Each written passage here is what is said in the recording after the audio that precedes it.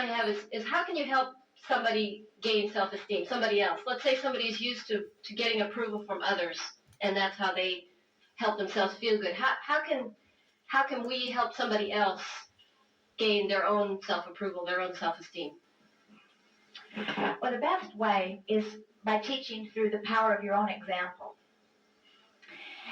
When there is not anything inappropriate about appreciating being appreciated. In other words, it's a wonderful thing to have someone loving you, but the uncomfortable side of that is that if you are dependent upon their attention for your connection, then you become very hard to deal with, because now you are needing to be their attention, their only attention all of the time. And so often relationships begin that way, where you are giving each other your undivided attention, and then your life continues to call you, and then it is uncomfortable to have to give all of your attention to each other. What we would do if we were standing in your physical shoes is, if it is someone like a child or a mate or someone that you have lots of ready access to, we would verbalize our awareness of our own connection. We would, when we are feeling really, really good, we would acknowledge, I feel really full of myself. I must be in vibrational harmony with who I really am. Now, sometimes those words feel uncomfortable to you, in which case you would find words that would be more easily for them to hear. But the point that you're wanting to make is, when I'm well connected to who I am, I feel great. And when I'm not, I don't feel so good. So, for example, if you are not feeling very good and you are with your children or with your sister or with your mate or with your co-workers, you might say to them, pardon me, I'm feeling pretty rotten right now. I'm going to go off by myself and get reconnected with my source. And when I get feeling better, I'll be back. And then we would go off and into another room, at least, and meditate or breathe or focus upon some pleasant thought until we feel that relief that is the indicator that our resistance has lifted. And then we would take ourselves back where it would be evident to everyone that we are feeling better. And in doing so, what you're saying is, I'm dealing with this on my own. I'm not asking you to stand on your head to coax me back into my connection. I'm understanding that my connection is a personal issue between me and me. And if you are honest about the way you are feeling, someone asked us recently, what does Abraham think about children swearing? And we shocked the audience a little bit by saying we're all for it. And there were some disapproving participants, and we said, well, one thing about it is, when you are expressing with your words what you honestly are feeling, at least you are giving other people an accurate understanding of law of attraction. If you're feeling rotten and you're pretending to feel good, you're not giving anyone an accurate depiction. And so when people are pretending to feel good and bad things are happening to them, then it is very confusing to those who watch, because they don't understand how such an awful thing could happen to such a happy person. And we say an awful thing can't happen to a happy person. In other words, you are always a vibrational match to whatever is happening. So if you really cannot answer questions that are not being asked. In other words, if somebody's not asking you, then your words are, for the most part, wasted. But through the power of your example, often they can observe your deliberate conscious connection, and that's the best way we know. Okay. The second question is, there seems to be a fine line between releasing resistance and ignoring it. On the one hand, you seem to say, just turn the other cheek, just ignore it. And then, but yet, wouldn't it be better to somehow release it? Because it's still there. I mean, it's still there. And I sense that you're saying, if you're just so far affected by this, whatever it is, that you just can't be anywhere but in a bad vibration, then you should ignore it. Otherwise, you should be releasing. Well, you are making a very good observation as you are noting the important difference between ignoring and releasing. Here's the way we would approach this. You see, let's say that you have a very strong belief that is contradictory to something that you want. Let's say you want wellness. You want a vital, good-feeling body, but you come from a family that didn't experience wellness, and you have a very strong fear of illness. You want wellness, but you fear illness.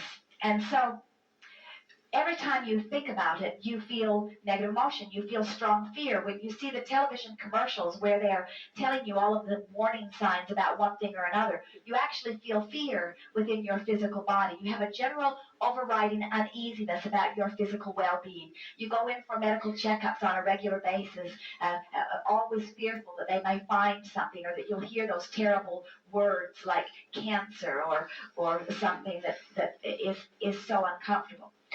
And so when we say to you, ignore that thought, what we're saying is, rather than focusing upon the illness, which is going to make you feel negative emotion, turn your attention somewhere else.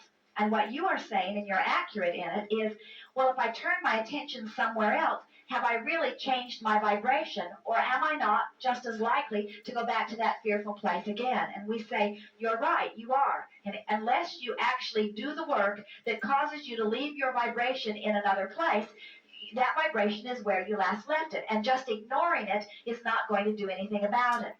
But at the same time, what we've noticed is that if you, in that moment of that strong fear, you look at it and try to deal with it, usually you don't do anything other than hold yourself in the vibration of it longer. So this is the distinction that we would make to your very well articulated question. If this is an issue that life is going to keep bringing up to you over and over and over and over again, it is a good idea for you to, little by little, take the bull by the horn, so to speak, and move your vibration. As we said yesterday, move your vibration up the stick until you begin to feel better. If it's something that is coming at you dramatically and ultimately, that's what you are wanting to do with any vibration that comes up. In other words, if something is bringing you a lot of negative emotion, that means there's a lot of stimulation in your now environment that is causing you to vibrate in a place you don't want to be. On the other hand, there are all kinds of vibrations within you that are absolutely dormant until you give your attention to them. And so most people believe that they have to dig into their psyche or dig into themselves and really work through all of those issues of the past. And we say, that is really overkill. Instead, let your emotions guide you. And so if negative, so rather than trying to cut yourself open and take out all of the thoughts that you commonly think and sort them into the good pile and the bad pile, which is a very painful process, and usually the patient does not survive very well at all when you do it. What we would do instead is we would just begin making the statement, nothing is more important than that I feel good. And in doing so, anytime you stumble across a thought that is dormant or not so dormant, that is reactivated, that brings you negative emotion, at the time of that negative emotion, then look at it and say to yourself, well, I know what I don't want. What is it that I do want? And in approaching what you do want from the vibration of what you don't want, you can often move a little bit up the vibrational stick. We've offered endless processes that are all pointed toward that same thing. At one time, we were calling it pivoting, where if you know what you don't want, then you certainly know what you do want, and talk about what you want and why you want it, and hold yourself in the vibration of what you do want. That always shifts vibration a little bit. We've talked about the focus wheel, where when you feel negative emotion, you clearly know what you don't want. So what is it that you do want? And when you know what it is you do want, then make a series of statements and write them on a piece of paper. Draw a circle in the center and write your statements that make you feel better. In other words, try to find a belief that somehow matches what you do want, and make a series of those statements until you can feel yourself actually feeling better. Today we are talking about moving up the vibrational stick. In other words, just find what we're really talking about is when you feel negative emotion, what you're reaching for is anything and everything that makes you feel better from that negative emotion. And so if you're able to ignore it, sometimes that's the best way to go about it right now. But ignoring it does not necessarily change the vibration of it, so likely it will come up again and again. And if you have recurring negative emotion over a similar issue, then it is advantageous for you to shift the vibration. One of the things that's one of the reasons that so often you want to get off by yourself, because when you are off by yourself, it is easier for you to maintain a positive vibration than when you are in combination with lots of other events. The more exposure you have to the more people, the more likelihood of finding something that you feel negative emotion about. So ignoring sort of sounds like bringing myself deeper and deeper into my solitary corner.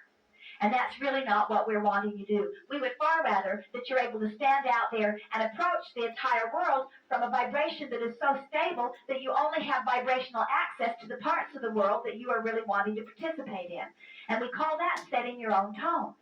So now we want to tie this ignoring back in. Let's say that you wake up and you're feeling rather good. You're refreshed, you had a good night's sleep, you had what Esther calls sweet dreams. You are feeling very good about your life experience, and then you get a phone call. And the phone call really doesn't have anything to do with your life. It has to do with their life. But you talked to them long enough that you included that in your vibration, and now you're not feeling nearly as cheerful as you were. Your vibration has substantially been influenced by your caller. Now you've got a choice. You can stay focused upon that, you can worry about it, or you can ignore that and give your attention to something else.